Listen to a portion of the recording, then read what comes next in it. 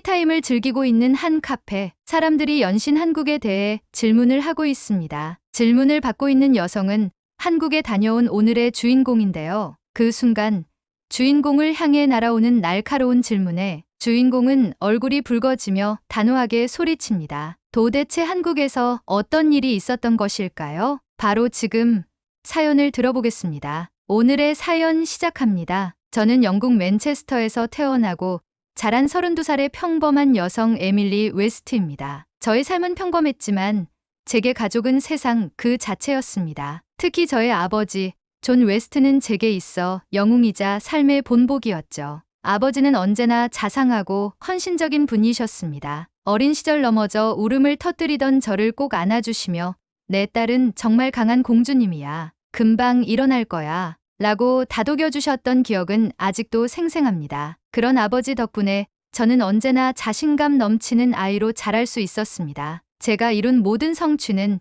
아버지의 격려와 지지 덕분이었습니다. 하지만 제 인생에서 가장 큰 아픔은 어머니를 잃은 일이었습니다. 어머니는 제가 16살이 되던 해 자궁경부암 진단을 받으셨습니다. 어머니는 끝까지 가족들을 걱정하며 투병 생활을 이어가셨지만 끝내 병마를 이기지 못하고 세상을 떠나셨습니다. 어머니를 잃은 뒤 아버지는 혼자 남겨진 외로움을 온전히 감당해야 했습니다. 어머니가 떠나신 후 아버지는 더욱 가족을 위해 자신을 헌신하며 살았습니다. 난 너희가 내 세상이야. 아버지의 말은 언제나 저와 형제들에게 용기를 주었지만 저는 그 말 속에 담긴 외로움도 느낄 수 있었습니다. 시간이 흘러 저는 결혼을 했고 제 가정을 꾸리게 되었습니다. 하지만 마음 한구석엔 항상 아버지에 대한 걱정이 자리 잡고 있었습니다. 결혼 후 저는 남편과 상의한 끝에 아버지의 집 근처로 이사하기로 결심했습니다. 아버지와 더 가까운 곳에서 지내며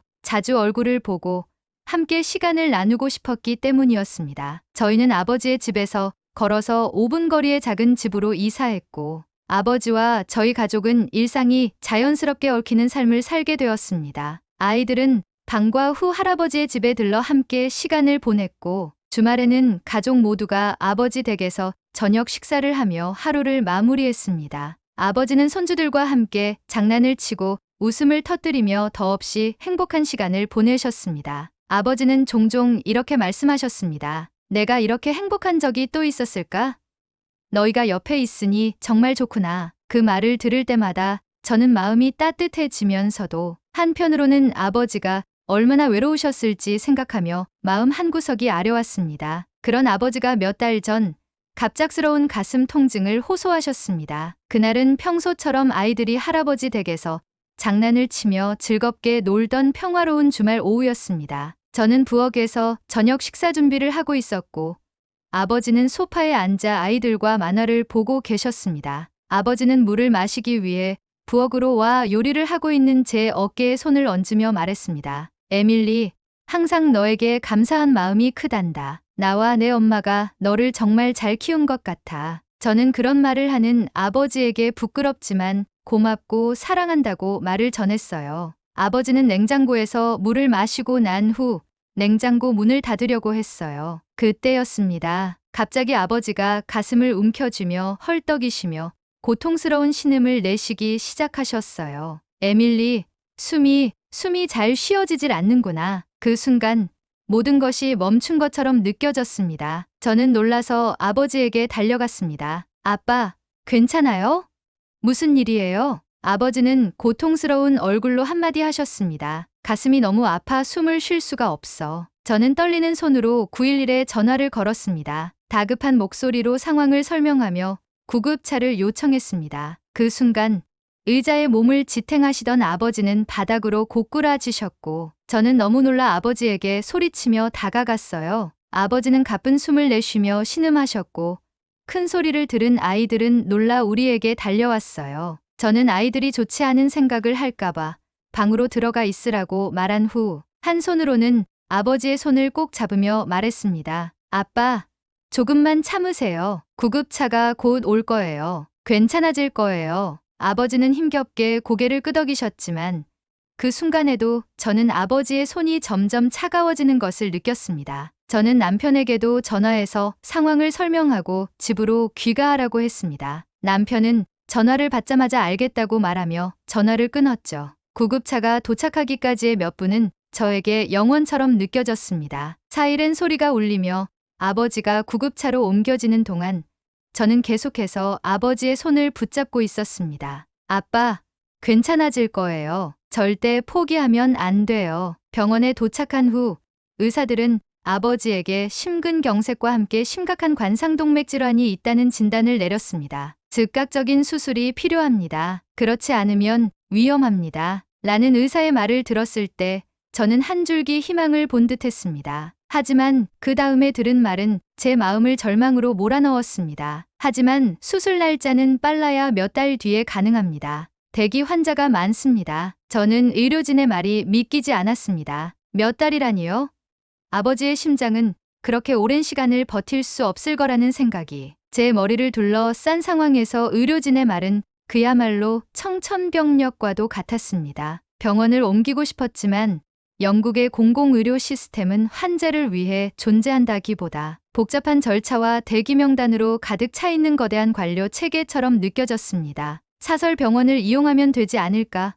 라는 희망을 안고 주변 사설 병원에 연락을 돌리기 시작했습니다. 하지만 비용은 하늘을 찔렀습니다. 심장 수술 비용이 최소 3만 파운드, 약 5천만 원에서 시작됐고 그것도 당장 수술이 가능하다는 보장은 없었습니다. 저는 다른 병원들도 알아보기 시작했습니다. 영국 내 병원은 사정이 비슷했고 프랑스, 독일, 스위스 등 유럽의 의료 선진국에서도 대기 시간이 길었습니다. 프랑스에서는 환자가 외국인이고 고령이라는 점에서 위험 부담이 크다며 거절했고 스위스에서는 대기 시간이 2개월 이상이라는 답변을 들었습니다. 한 병원에서는 이렇게 말했습니다. 나이와 건강 상태를 고려했을 때 수술이 성공적으로 끝날 가능성이 낮습니다. 다른 옵션을 고려해 보시는 게 좋을 것 같습니다. 그 말은 돌려 말한 사형 선고 같았습니다. 어떻게 아버지가 숫자와 확률로 평가될 수 있죠?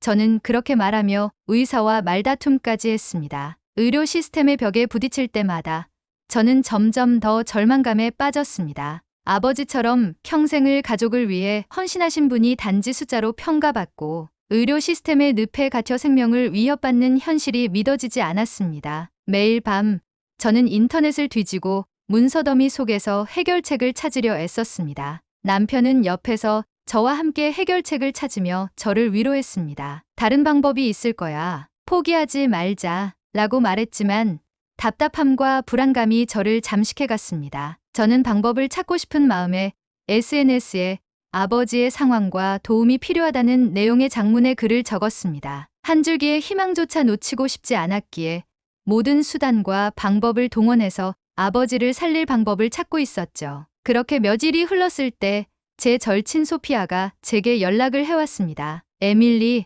한국에 대해 알아봐. 그곳은 의료 시스템이 정말 빨라. 한국, 아시아까지 가는 게 가능할까? 처음엔 반신반의했지만 절박했던 저는 소피아의 조언을 따라 한국의 병원들을 검색하기 시작했습니다. 저는 소피아의 말을 떠올리며 망설임 속에서도 마지막 희망을 걸고 한국의 병원들의 문의를 시작했습니다. 인터넷 검색창에 한국 심장수술병원을 입력하며 어떤 결과라도 나오길 기도했습니다. 다양한 병원의 이름들이 나왔고 그중 서울 아산병원이 눈에 띄었습니다. 홈페이지에는 상세한 정보가 기재되어 있었습니다. 병원의 규모와 선진적인 의료 기술, 심장 수술에서의 성공적인 성과까지 모든 것이 저를 놀라게 했습니다. 그 자리에서 저는 병원에 문의 이메일을 보냈습니다. 제 아버지가 관상동맥 심장질환 진단을 받았습니다. 즉각적인 수술이 필요하다는 진단을 받았지만 저희 나라에서는 긴 대기 시간 때문에 진행이 어렵습니다. 한국에서는 치료가 가능할까요? 제 마음속에서는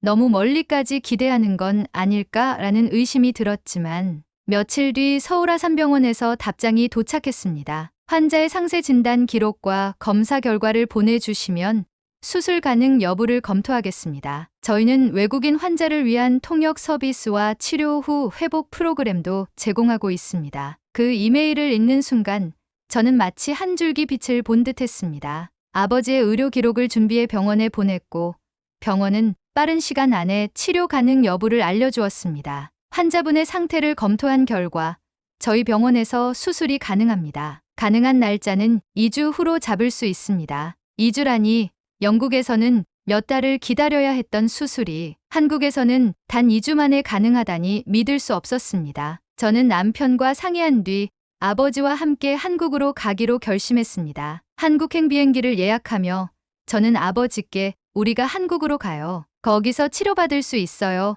라고 말했습니다. 처음에는 아버지도 놀라며 망설이셨습니다. 한국까지 가는 건 너무 큰 부담이 아닐까? 내가 괜히 고생만 하는 거 아닌지 걱정이구나. 하지만 제가 확신에 찬 목소리로 말했습니다. 아빠, 제가 고생하더라도 괜찮아요. 아빠가 살아계셔야 우리 가족이 행복할 수 있어요. 그러니 믿고 따라와 주세요. 아버지는 제 손을 꼭 잡으며 고개를 끄덕이셨습니다. 한국으로 출발하는 날, 아이들은 할아버지에게 아프지 말고 얼른 나아서 돌아오라고 할아버지를 안아주었습니다. 남편도 아버지를 안아주며 꼭 회복될 것이라는 응원을 해주었습니다. 차를 타고 아버지와 함께 공항으로 이동하는 길. 아버지는 조수석에서 말없이 창밖만 바라보셨습니다. 에밀리, 한국에 가서 수술이 실패하면 어떻게 하지? 저는 아버지의 불안한 음성을 들으며 눈물이 차올랐지만 꾹 참고 말했습니다. 아빠, 저는 믿어요. 한국의 의료 수준은 세계에서 3위래요. 게다가 수술 성공률도 76.8%로 OECD 국가 중 제일 높고요. 아빠도 나약한 소리 하지 말고 저만 믿고 같이 가요. 아버지는 제 말에 어깨를 다독거리며 미소를 띄었습니다. 한국행 비행기에 몸을 실어 하늘을 날고 있을 때에도 저는 희망이라는 단어를 놓지 않기 위해 마음을 굳게 먹었습니다. 아버지는 편안한 호흡을 유지하며 잠에 드시며 오랜 비행이 지치지 않게 몸과 마음을 안정하셨죠. 그렇게 저희는 한국에 도착할 수 있었습니다. 비행기에서 내릴 때 아버지와 저는 완전히 낯선 세상에 들어온 기분이었습니다. 인천국제공항의 세련된 시설과 친절한 안내는 우리에게 한 줄기 빛과 같은 희망처럼 다가왔습니다. 공항에서 병원까지 가는 동안 저는 긴장했지만 한국의 편리한 교통 시스템과 깔끔한 환경에 놀랐습니다. 서울 아산병원에 도착했을 때 저는 또 한 번 놀랐습니다. 병원의 시설은 마치 호텔처럼 깨끗하고 현대적이었으며 환자를 위한 세심한 배려가 곳곳에서 느껴졌습니다. 병원 로비에서부터 안내를 받은 뒤 외국인 환자를 전담하는 팀이 나와 우리를 맞이했습니다. 환자분과 보호자분이 편안하게 모든 절차를 이해하실 수 있도록 돕겠습니다. 라는 통역사의 따뜻한 말은 제가 느꼈던 긴장감을 크게 덜어주었습니다. 아버지는 곧바로 정밀한 검사를 받으셨습니다. 혈액 검사, 심장 초음파, CT 촬영 등 세심한 절차가 체계적으로 진행되었습니다. 검사 결과를 바탕으로 주치의님과의 면담이 이어졌습니다. 주치의는 우리의 눈높이에 맞추어 아버지의 상태를 상세히 설명해 주셨습니다. 환자분께서는 관상동맥 질환 중에서도 3군데 주요 혈관이 막혀 있는 상태입니다. 특히 왼쪽 주관상동맥의 협착이 심각한데 이 혈관은 심장에 산소와 영양을 공급하는 주요 동맥 중 하나로 지금과 같은 상태가 지속된다면 심근경색이나 심부전으로 이어질 위험이 높습니다. 주치의님은 화이트보드에 심장의 구조와 혈관 상태를 그림으로 그려가며 설명을 이어갔습니다. 이 경우 관상동맥 우회술, 즉 심장의 새로운 혈관을 연결해 막힌 혈관을 대신하게 하는 수술이 필요합니다. 수술 중에는 환자분의 심장을 일시적으로 정지시키고 인공심폐기를 통해 혈액 순환을 유지하며 수술을 진행합니다. 이렇게 하면 막힌 혈관 부위를 우회하여 혈액이 정상적으로 흐를 수 있도록 복구할 수 있습니다. 주치의님의 설명이 끝난 뒤 간호사와 함께 수술 준비 과정에 대해 설명을 들었습니다. 수술 전에 몇 가지 추가적인 검사를 통해 환자분의 신체 상태를 더 면밀히 확인할 예정입니다. 오늘과 내일 진행되는 검사에는 혈액 응고 검사, 폐 기능 검사, 그리고 전신 마취에 대한 안전성을 확인하는 검사가 포함됩니다. 이 과정에서 환자분의 건강 상태를 최적화하여 수술이 안전하게 진행되도록 할 것입니다. 이어 간호사가 수술 당일에 대해 구체적으로 안내했습니다. 수술 전날 밤 자정 이후로는 금식을 하셔야 합니다. 물을 포함해 아무것도 드시면 안 됩니다. 또한 수술 당일 아침에는 위생을 위해 특별한 소독제를 사용해 샤워를 하셔야 하고 저희가 준비한 환자복으로 갈아입으시면 됩니다. 보호자로서 제가 해야 할 일도 설명해 주셨습니다. 수술 동안 보호자분께서 대기하실 전용 공간이 마련되어 있습니다. 수술 중 발생할 수 있는 상황에 대해 즉각적으로 연락을 드릴 예정이니 항상 연락 가능한 상태로 계셔 주시면 감사하겠습니다. 수술 과정과 준비에 대한 명확한 설명을 듣고 나니 막연한 두려움이 조금씩 사라지는 것을 느꼈습니다. 유럽의 병원과 달리 주치의님의 진심 어린 태도와 간호사들의 친절함 덕분에 아버지가 안전하게 치료받을 수 있으리라는 확신이 들었습니다. 아버지도 설명을 들으신 후 차분한 목소리로 말씀하셨습니다. 에밀리, 이제 나도 마음이 놓이는구나. 이 병원이라면 정말 잘 해낼 수 있을 것 같아. 저는 아버지의 손을 꼭 잡고 속으로 다짐했습니다. 아빠, 이 모든 과정을 잘 이겨내셔야 해요. 그리고 우리 가족과 더 오랫동안 함께 있어 주세요. 그 따뜻한 설명에 저는 눈물이 날 뻔했습니다. 여기서는 아버지가 단지 숫자로만 평가되지 않는다는 걸 느꼈습니다. 수술 전날 아버지는 놀라울 정도로 차분해 보이셨습니다. 아버지는 제 손을 잡으며 미소를 지으셨습니다. 에밀리야, 난 이 병원이라면 정말 믿음이 간다. 이렇게까지 세심하게 준비해주는 곳은 처음이야. 나도 마음이 편안해졌다. 아버지의 말은 저를 울컥하게 만들었습니다. 긴 여정 끝에 도착한 한국에서 아버지의 생명을 맡길 수 있는 곳을 찾았다는 안도감이 밀려왔습니다. 그날 밤 저는 아버지의 병실에서 남편과 아이들에게 전화를 걸어 상황을 전했습니다. 수술 준비가 잘 진행되고 있어. 의사 선생님이 정말 훌륭하시고 모든 게 체계적으로 이루어지고 있어. 아빠도 안정을 찾으셨어. 남편은 전화 너머로 말했습니다. 에밀리, 잘했어. 당신 덕분에 아버님이 더 나아지실 거야. 수술 전날 아버지는 병실에서 창밖을 바라보며 말씀하셨습니다. 에밀리, 내가 이렇게 먼 곳까지 와서 수술받게 될 줄은 몰랐다. 하지만 이 모든 건 내가 포기하지 않고 끝까지 노력해준 덕분이야. 정말 고맙다. 그 말을 들으며 저는 아버지의 손을 꼭 잡았습니다. 아빠, 무슨 소리예요? 아빠가 우리 가족에게 얼마나 큰 존재인데요. 당연히 해야 할 일을 한 거예요. 이제 건강해지셔서 우리랑 더 오래오래 같이 계셔야 해요. 그날 밤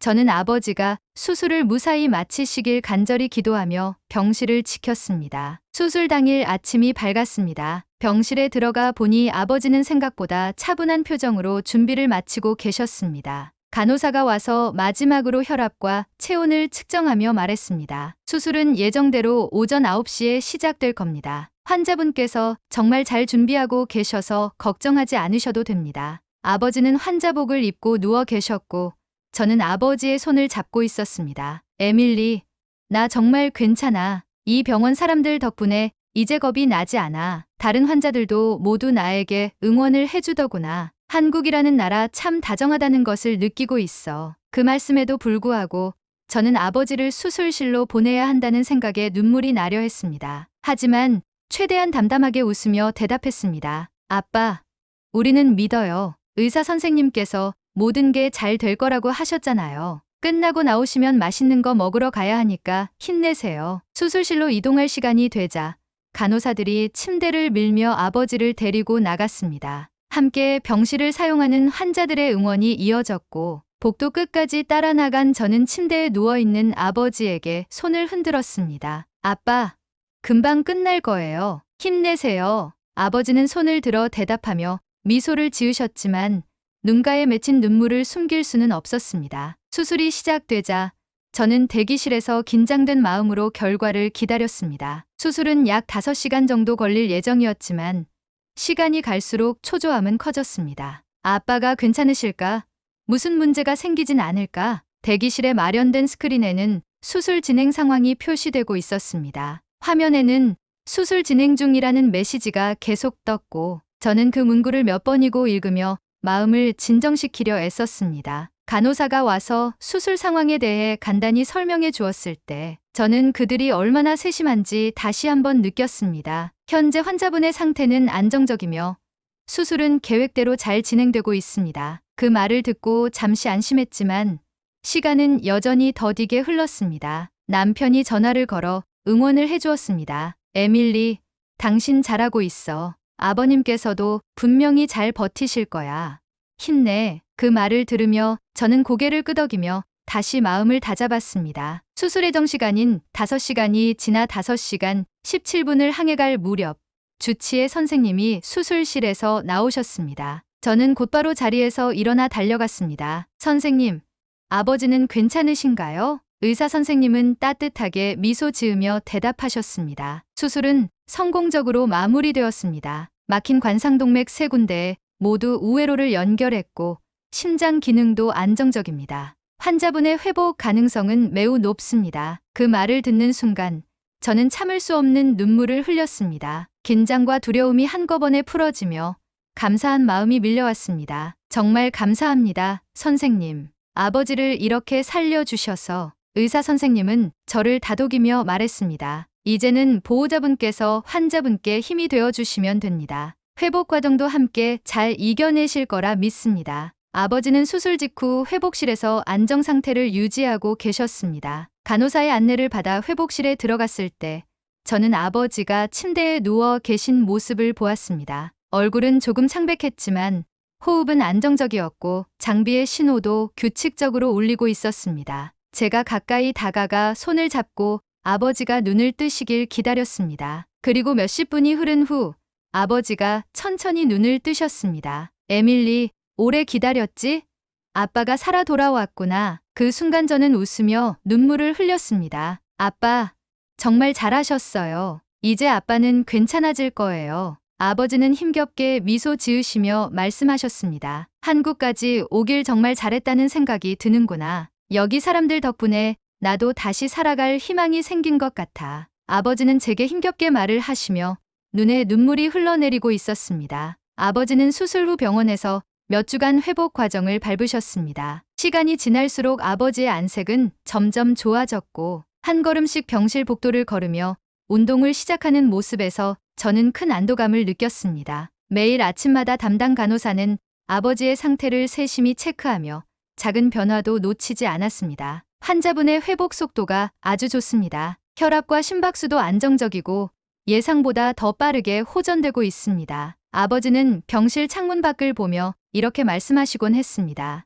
에밀리아, 한국은 정말 대단한 나라구나. 여기 사람들은 다들 이렇게 친절하고 병원 시스템도 이렇게 체계적일 줄은 몰랐어. 내가 이곳에 오지 않았다면 정말 어땠을까 생각만 해도 아찔하다. 그 말을 들으며 저는 아버지를 한국으로 모셔오길 잘했다는 확신이 들었습니다. 퇴원을 하루 앞둔 날 주치의님이 병실을 찾아오셨습니다. 환자분께서는 지금까지 회복 경과가 매우 좋습니다. 앞으로의 관리는 보호자분과 환자분의 역할이 더 중요해지겠습니다. 이어 주치의님은 수술 후 관리법에 대해 꼼꼼하게 설명해 주셨습니다. 심장 건강을 유지하려면 적당한 운동과 규칙적인 약물 복용, 그리고 저염식 식단이 필수입니다. 과로는 절대 금물이고 특히 스트레스 관리가 중요합니다. 아버지는 의사 선생님의 말을 진지하게 들으며 고개를 끄덕이셨습니다. 선생님, 이제부터는 저도 제 건강을 더 소중히 여기겠습니다. 이렇게 살려주셨으니 이 생명을 헛되이 하지 않겠습니다. 퇴원하던 날 아침, 병원의 모든 직원들이 아버지에게 축하 인사를 건넸습니다. 축하드립니다, 웨스트 씨. 건강하게 퇴원하시게 되어 정말 기쁩니다. 아버지는 그들에게 연신 감사 인사를 하셨습니다. 정말 감사드립니다. 여러분 덕분에 제가 새 삶을 얻게 되었어요. 잊지 않겠습니다. 병원을 떠나는 길, 아버지는 가방을 들고 힘차게 병원 문을 나서며 저를 돌아보셨습니다. 에밀리아, 이제 내가 할 일은 건강해져서 내 가족과 더 오래 같이 지내는 거야. 한국에 와서 정말 좋은 선택을 했어. 너한테 고맙구나. 저는 아버지의 말을 들으며 눈물을 참으며 웃었습니다. 퇴원 후 저희는 한국에서 하루를 더 머물기로 했습니다. 아버지는 병원 밖에서의 첫 자유로운 날을 만끽하며 서울의 거리를 천천히 걸으셨습니다. 아버지는 작은 동네 카페에서 따뜻한 차를 마시며 창밖의 풍경을 즐기셨고 한식당에서 먹은 비빔밥은 아버지의 웃음을 되찾아 주었습니다. 이 음식은 정말 몸에 좋은 것 같아. 심장에도 좋겠지? 한국 음식은 하나같이 건강해 보이는구나. 저희는 경복궁을 산책하며 한국의 전통 문화를 느끼기도 했습니다. 아버지는 궁궐의 웅장한 모습을 보며 감탄하셨습니다. 한국은 정말 아름다운 나라이구나. 나를 살아있게 해줘서 더 아름다워 보이는 걸까? 내 눈에 보이는 모든 것이 아름답고 화려하구나. 이처럼 우리들의 인생도 화려하고 아름답게 살아야겠다. 저는 아버지에게 한국이라는 곳이 인생을 화려하고 아름답게 보여주는 곳으로 자리매김했다는 사실에 감탄하며 저 역시 아버지의 생각을 공유하기 위해 말없이 경복궁의 아름다움에 매료되어 갔습니다. 밤하늘을 바라보며 앞으로의 행복한 인생을 상상하며 아버지와 한국에서의 마지막 하루를 마감했습니다. 한국에서의 치료와 회복을 마친 후 아버지와 저는 영국으로 돌아왔습니다. 맨체스터 공항에 도착했을 때 남편과 아이들이 기다리고 있었습니다. 아이들은 할아버지를 보자마자 달려와 안겼고 남편은 환한 미소로 아버지를 맞이했습니다. 아버님, 건강해지셔서 정말 다행입니다. 이제부터는 저희가 잘 모시겠습니다. 아버지는 손주들을 꼭 안으며 웃으셨습니다. 내가 다시 돌아와서 너희와 함께할 수 있게 된 게 얼마나 기쁜지 모른다. 아버지는 이전과는 완전히 달라진 태도로 하루하루를 보내셨습니다. 매일 아침 규칙적으로 운동을 하시고 병원에서 배운 대로 식단을 관리하며 자신을 돌보셨습니다. 주변의 친구들과 이웃들은 아버지의 변화를 보고 놀라워했습니다. 존, 당신 정말 건강해 보이는걸? 무슨 일이 있었던 거야? 아버지는 자랑스럽게 말하셨습니다. 한국에 가서 수술을 받았지. 거기서 나를 살려줬어. 정말 어메이징한 나라야. 의료기술도 훌륭하지만 사람들이 너무 따뜻하고 친절했어. 그리고 정말 아름다워. 나중에 한번 놀러들 가보게나. 아버지는 이제 예전의 생기와 유머를 되찾으셨습니다. 아이들과도 더 많은 시간을 보내며 할아버지로서의 역할을 기쁘게 감당하고 계십니다. 한편으로는 한국에서의 경험을 이야기하며 손주들에게 삶의 중요성과 가족의 가치를 가르치곤 하셨습니다. 너희 할아버지가 이렇게 다시 건강해진 건 한국 덕분이야. 나중에 할아버지와 함께 한국으로 건강한 여행을 가보지 않으련? 저는 그 말에 미소를 지으며 마음속으로 다짐했습니다. 이 모든 경험을 잊지 않고 더 나은 삶을 살아야겠어. 그리고 한국에 언젠가 꼭 다시 가서 감사 인사를 전해야지. 아버지의 건강 회복은 우리 가족에게 새로운 희망을 안겨주었습니다. 그리고 저는 한국이라는 나라에 대해 그곳의 사람들에 대해 영원히 감사하는 마음을 품게 되었습니다. 가끔 주변의 사람들이 물어보곤 합니다. 한국에 가서 그렇게 치료까지 받았어야 했니? 한국이 의료기술이 좋다는 것은 처음 들었는데 그때마다 저는 단호히 대답했습니다. 그게 우리 가족에게 유일한 선택이었고 그 선택이 아버지를 살린 거예요. 한국은 단순히 의료기술만 뛰어난 게 아니라 사람을 정말로 존중하는 곳이었어요. 이 사연을 통해 저는 한국이라는 나라가 얼마나 대단한지를 전하고 싶습니다. 저희 가족은 한국에서 받은 도움과 따뜻함을 절대 잊지 않을 겁니다. 언젠가 다시 한국을 방문해 아버지의 두 번째 삶을 가능하게 해준 분들께 감사의 인사를 드리고 싶습니다. 아버지는 이제 건강을 회복하셨고 매일 아침 공원을 산책하며 할아버지로서 그리고 한 가족의 중심으로서 행복한 시간을 보내고 계십니다. 여러분도 혹시 어려운 상황에 처해 있다면 희망을 잃지 마세요. 해결책은 생각지 못한 곳에서 찾아올 수 있습니다. 그리고 한국은 저희 가족에게 그러한 희망을 준 나라였습니다. 오늘의 사연은 여기까지입니다. 2024년 한 해 감동 비디오를 찾아주신 여러분께 진심으로 감사의 말씀을 드립니다. 앞으로도 좋은 사연을 여러분께 들려드릴 수 있도록 최선의 노력을 다하겠습니다. 2025년 새해 복 많이 받으시고 가정의 평화가 항상 깃들길 진심으로 바라겠습니다. 겨울철 독감이 날이 갈수록 심해지고 있습니다. 실내와 실외의 온도차가 극심한 만큼 건강에 유의해야 될 것 같아요. 목 건강이 독감의 가장 좋은 예방법이라고 합니다. 마스크는 필수로 착용하시는 게 좋다고 하며 목을 마르게 하는 차나 커피는 조금 참고 충분한 물을 섭취하여 목을 항상 촉촉하게 유지해주는 것이 좋다고 해요. 여러분이 아프지 않고 항상 건강하길 진심으로 바랍니다. 그리고 오늘의 이야기가 마음에 드셨다면 구독, 좋아요 부탁드리겠습니다. 다음엔 더 좋은 사연으로 여러분을 찾아뵙겠습니다. 시청해주셔서 감사합니다.